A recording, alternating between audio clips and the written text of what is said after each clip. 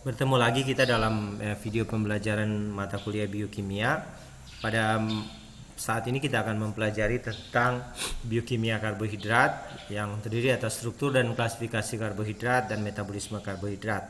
Untuk bagian awal ini kita pelajari dulu struktur dan klasifikasi karbohidrat agar lebih memahami struktur yang berpengaruh pada kajian metabolisme karbohidrat.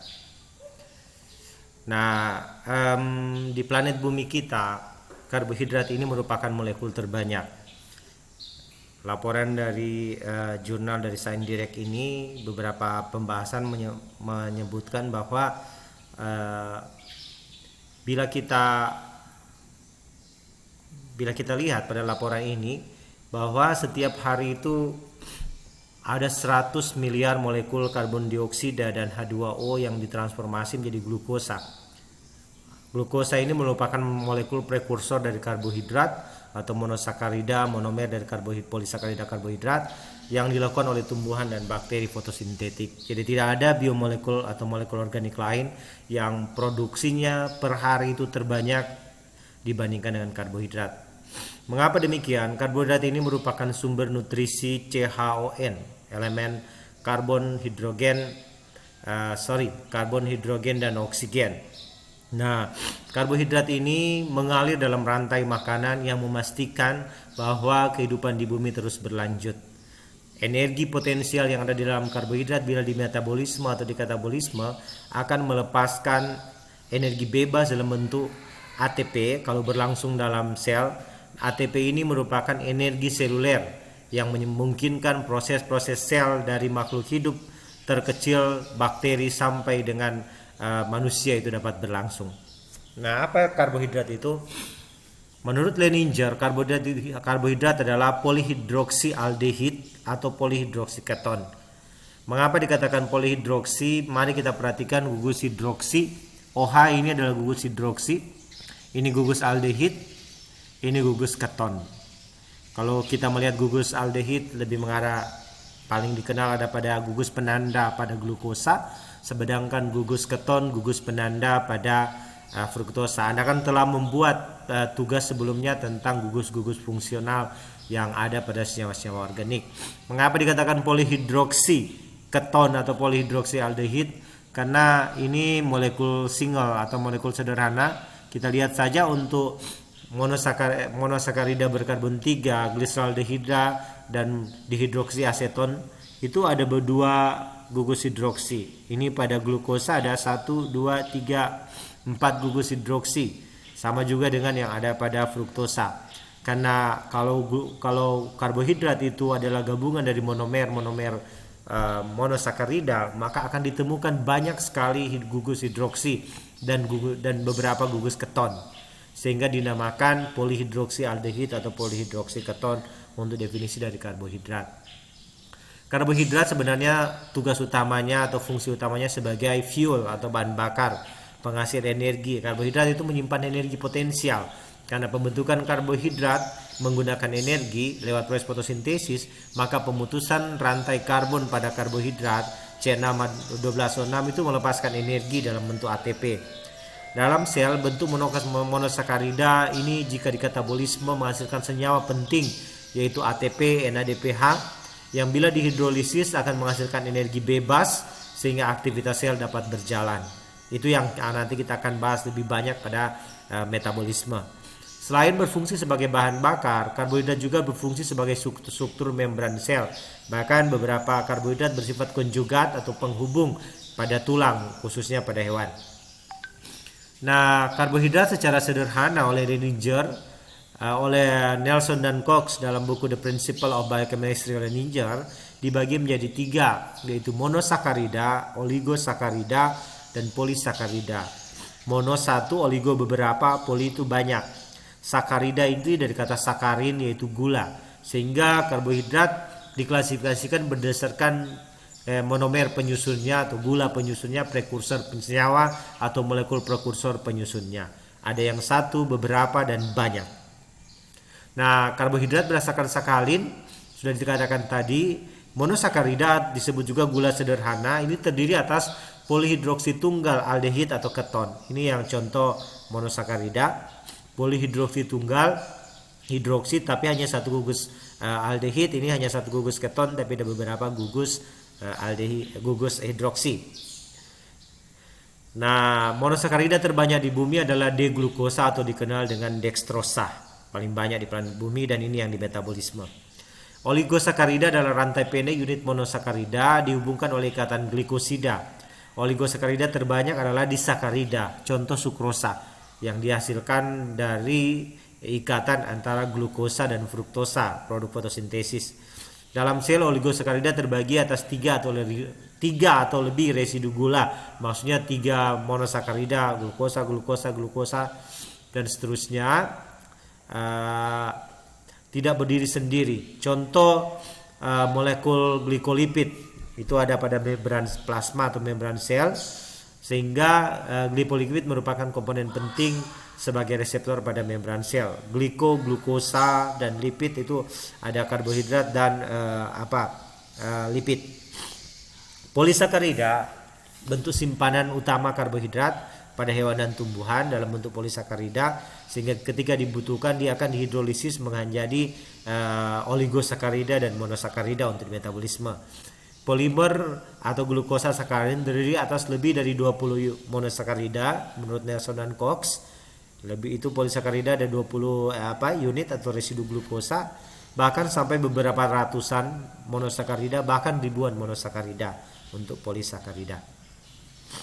Mari kita lihat ini ringkasan dari karbohidrat sebagai cadangan energi.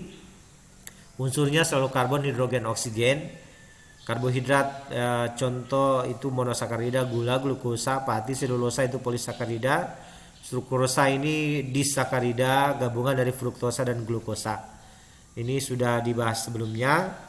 Yang dapat dicerna dalam bentuk dextroglukosa dan dextrofruktosa, laktosa, pati, dan sukrosa.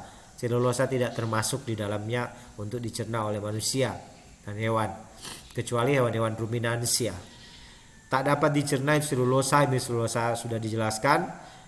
Baru pada ruminansia selulosa dapat dicerna karena ada bakteri yang bersimbiosis dengan ruminansia yang menyebabkan bakteri menghasilkan selulosa, itu simbiotik saling menguntungkan. Ini tipe-tipe karbohidrat yang polisakarida. Yang utama paling banyak adalah glikogen dan pati, selulosa pada rumput-rumputan, dan hemiselulosa. Ini klasifikasinya bisa Anda lihat. Yang berikut untuk oligosakarida ini dengan sumbernya jelas pada tabel ini. Selanjutnya disakarida yang oligosakarida utama. Berikut ini karbohidrat yang dapat dicerna dan tidak dapat dicerna. Nah, tipe-tipe karbohidrat dapat dicerna lanjutan yang dari tadi. Yang ini pentosa monosakarida, dan ini gliserol monosakarida berantai pendek. Nah, selanjutnya di sini ada tambahan tentang karbohidrat yang sangat baik untuk kesehatan, nanti bisa Anda lihat pada layar ini yang dari situs yang saya ambil, The Nutrition Source, Harvard THCM, School of Publication Public Health. Nah, ini monosakarida lebih lanjut kita bahas satu persatu. Dia dapat bentuk triosa. Triosa itu berkarbon 3, tetrosa berkarbon 4, pentosa dan dextrosa yang paling umum berkarbon 6. Ini glukosa, fruktosa, dan galaktosa monosakarida berkarbon 6. Kita akan lihat sebentar gambarnya.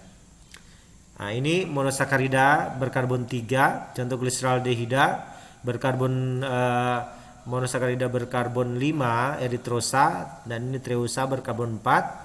Ini berkarbon 4, maaf. Ini berkarbon 5, ribosa, arabinosa.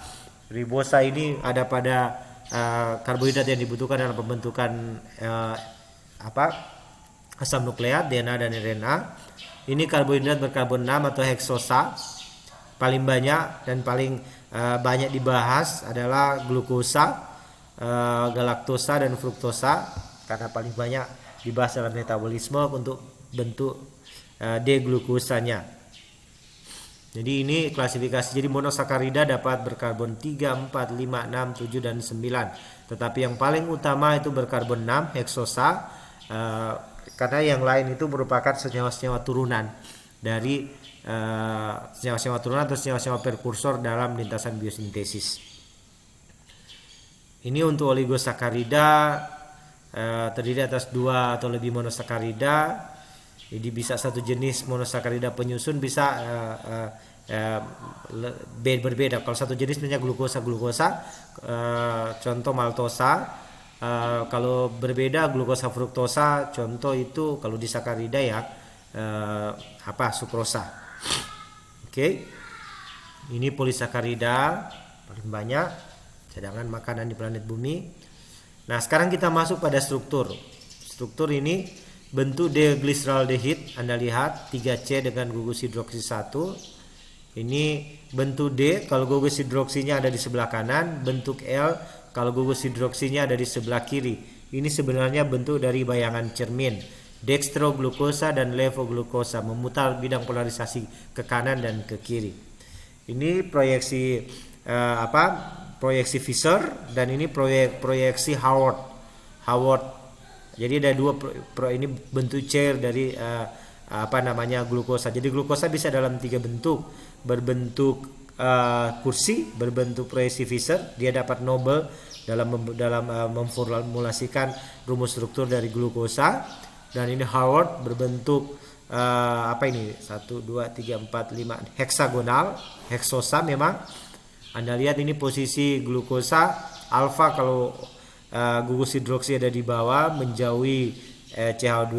Kalau gugus hidroksi ada di atas, yang di bawah itu bentuk beta glukosa. Oke. Selanjutnya ini lanjut dari penjelasan tadi, bayangan cermin. Sebenarnya ini yang D glukosa dan L glukosa, levo dan dextroglukosa. D levo dan dextroglyceraldehidra karena cuma berkarbon 3, bayangan cermin. Ini bentuk dari piranosa dan furanosa. Glukosa yang dalam bentuk heksagonal, proyeksi Howard tadi. Ini alfa D glukopiranosa, Anda lihat posisi hidroksinya ada di bawah, atom hidrogen mendekati CH2, sedangkan bentuk beta D glukosa OH yang mendekati CH2OH gugus terminal. Karena kalau diberi nomor ini 1, 2, 3, 4, 5, 6. Jadi kalau hidroksi pada atom ada di bawah menjauhi dari CH2OH itu alfa D glukosa, sedangkan kalau gugus hidroksi pada atom C nomor 1 mendekati hidroksi pada atom C nomor 6 atau CH2OH itu beta D glukosa. Begitu juga dengan sedikit berbeda dengan fruktosa karena dia berbentuk pentagonal atau pentosa, sehingga alfa D glukosa itu dia kalau OH-nya itu di bawah, sedangkan CH2-nya di atas. Ini CH2 di atas untuk C nomor 1 ya. CH2 di bawah, OH di atas, itu bentuk beta D glukosa. Ini struktur piran, ini struktur furan. Oke. Ini mekanisme pembentukan D-gluconodelacton. Apabila beta D glukosa itu ditambah dengan oksigen oleh glukosa oksidase, dia akan berubah menjadi gluconodelacton. Pembentukan emiacetal. Ini bagaimana proses pembentukan siklik dari Fischer, dia dibentuk jadi siklis. Ini bentuk intermediat, Anda lihat. Ini sebenarnya perubahan konformasi saja, struktur molekular dari linear menjadi pentagonal dan heksagonal untuk glukosa dan pentagonal untuk fruktosa. Saya rasa ini bentuk-bentuk sukrosa, laktosa, maltosa, Anda bisa lihat strukturnya. Ini juga bentuk dari laktosa dalam ikatan glikosidik, dan ini disakarida. Ini bentuk homopolisakarida kalau sama, yang ini tidak bercabang, ini bercabang. Ini heteropolisakarida karena beda monomernya. Ini struktur molekulernya, ini bentuk linear, dan ini bentuk-bentuk simpanan yang ada. Dan ini klasifikasi secara umum karbohidrat sebagai komponen struktur, misalnya kitin pada serangga. Dan untuk memahami lebih jelas silakan Anda kunjungi situs ini. Demikian ada tugas yang harus Anda selesaikan, nanti Anda lihat di Google Classroom. Semoga materi ini bermanfaat untuk kita semua.